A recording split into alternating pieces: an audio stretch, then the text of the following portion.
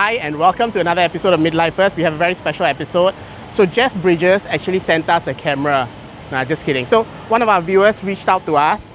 He had a Widelux and he wanted to share his love of this camera with us. So we have it here right now. We're at Jewel. It's super early. The vortex hasn't started yet. So we're going to learn how to use this camera. We're going to take some shots around here. So let's go.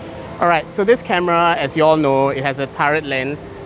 That means it doesn't take your conventional frames. It actually takes a panoramic image on the full 35mm strip. Of course, that means that this whole episode is going to be super cinematic. So Ian, I guess roll the intro.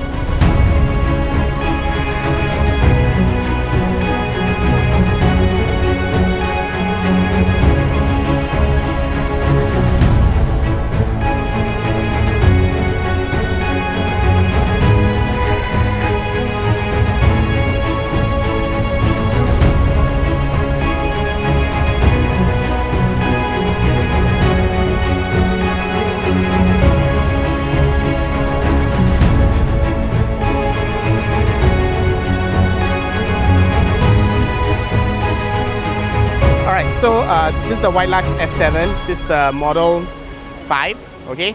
It's been sent in by one of our viewers, okay? He doesn't want to be named. He's a little camera shy as well. He's taught me a little bit about the camera, so I'll just explain to you how to use this camera very quickly. It doesn't have a way to focus. It's a panoramic turret camera, so it just has the lens moving and that actually takes the image. We can only choose between 3 shutter speeds and a few f-stops. The f-stops just help us determine the depth of field and what's in focus. Otherwise, the camera focuses at infinity. I'm going to show you how to load up the camera with the help of our viewer. Maybe you might see his hands, but I don't think you can recognize him from that. So let's, without further ado, get started. I think just like true midlifers, we'll just learn from our life mistakes and regret it. So I think this is how you load it up. If I make a mistake, I apologize, Jeff Bridges. Please support our channel actually, if you're viewing this. So I think this is the hard part. It's stuck. But this is incredibly difficult. Yes. Okay, after 5 hours. Okay, I think we got it, Oh, yeah. Much later, the film is finally loaded. I'm gonna expand the first few shots so that we don't have any empty frames. This camera doesn't have a built-in light meter, so I'm going to use the Astro Hori light meter, and we're going to use that in shutter priority so that we can take the shots. Maybe I'll cover a little bit about the camera after this. All right, let's take the Christmas tree.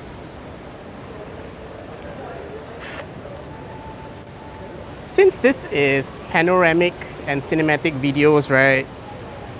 Should I even take portrait? We'll put it like that. Okay, so the Christmas tree will lie on its side. Yep. Okay, all right, fair enough. Okay, so this camera has a very wide field. What I'm gonna shoot is actually from the start here, where the building just ends, and all the way to where the trees form this curvature at the end.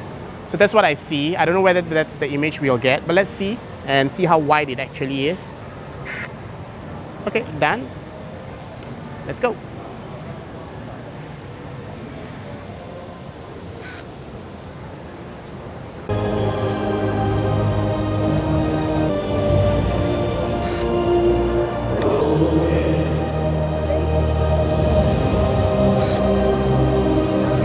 Alright, so I've been shooting this camera for a few minutes right now. I've been told that I've been using the camera wrong, so I've been using it like that. So all my fingers are going to be appearing in the shots. I'm sure you've seen it by now.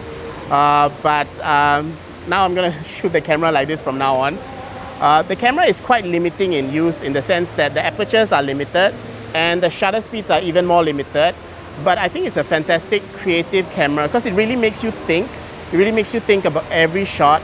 And the fact that it's a turret movement actually makes me want to consider how movement of the camera lens has an effect on the subject matter that I'm taking.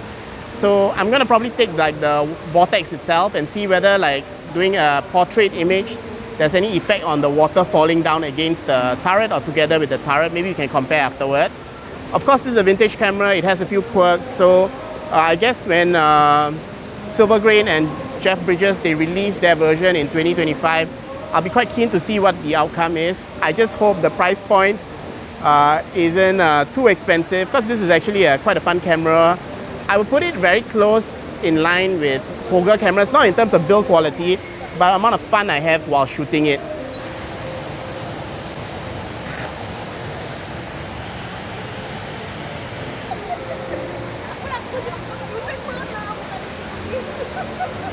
So we're done shooting the roll. Let's rewind the film back. There's a rewind catch at the bottom here. I'm just gonna activate it. It's quite stiff, but okay, it's in.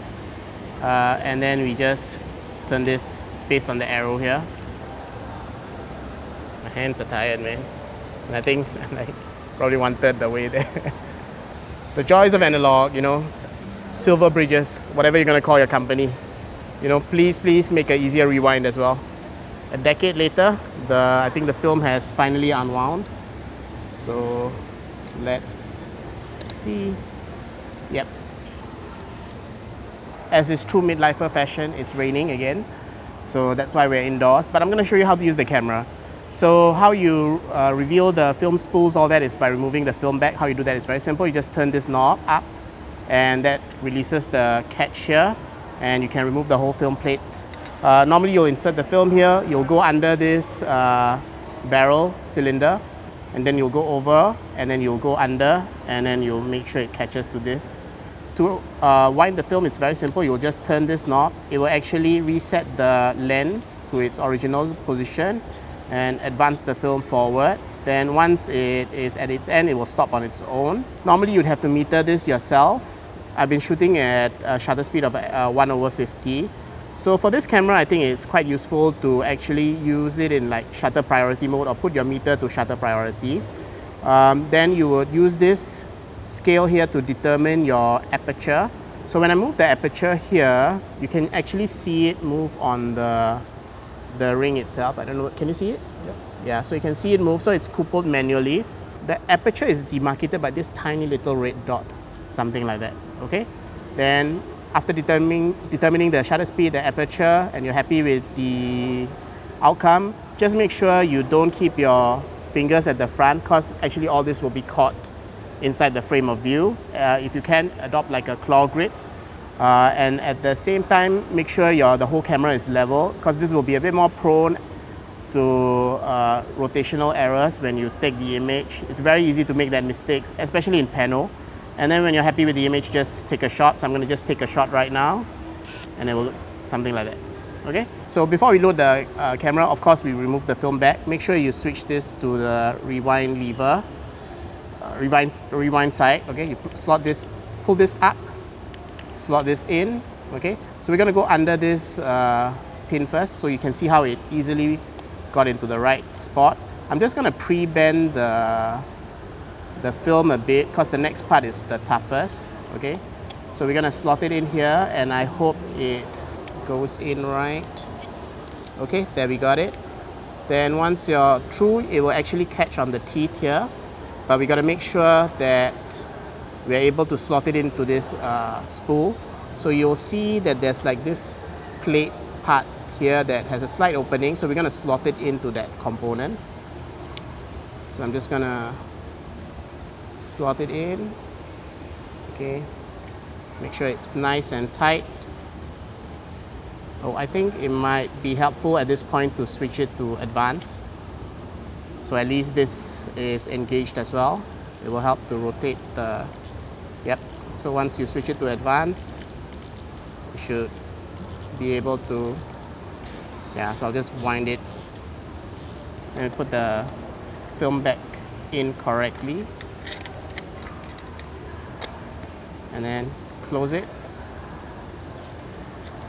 Okay, so I'm gonna take one shot just to, and I'm gonna do one more just to burn the first bit.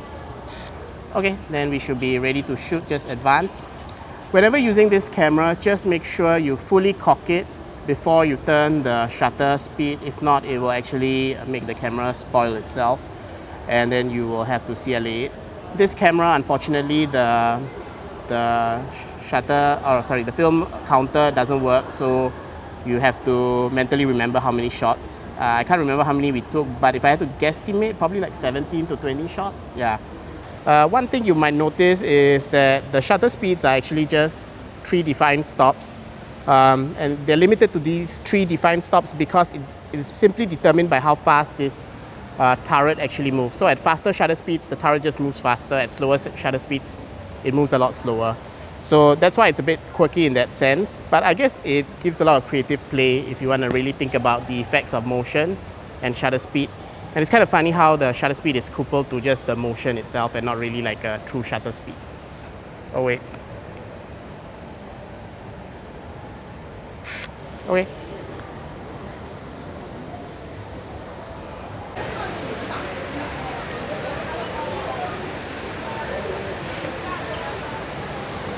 So this is the first ever test of rolling shutter on a film camera like this. Ian's going to be waving his hand and I'm going to be trying to take a photo of it, then we're going to see what creative effects we get. Alright, so this camera isn't without its quirks. It has a tripod socket, so you can put it actually on a tripod to take shots at 1/5 of a second. But the thing is, it has no external shutter release slot, so you can't really put an external shutter release cable. It doesn't have a self-timer either, so you can't really press it and wait a while, let it stabilize, and then take the image. But this is a very fun camera. I look forward to see what Silver Bridges do with their version. I think I thoroughly enjoyed using it. I'm actually tempted to see whether I can find one for cheap, but I don't think I'm going to get one for cheap. I guess to all our viewers out there, we love experimenting with new cameras. If you want to showcase your camera or you want to share it with us, we love to try it out ourselves. So shout out to the mysterious man who lent us this camera. I hope you guys enjoyed this episode and enjoyed the review of this. I wouldn't say it's a true review. Our true reviews are much longer. But this short review, first impressions of this camera. So if you love this episode, like and subscribe. I'll see you in the next episode of Midlifers.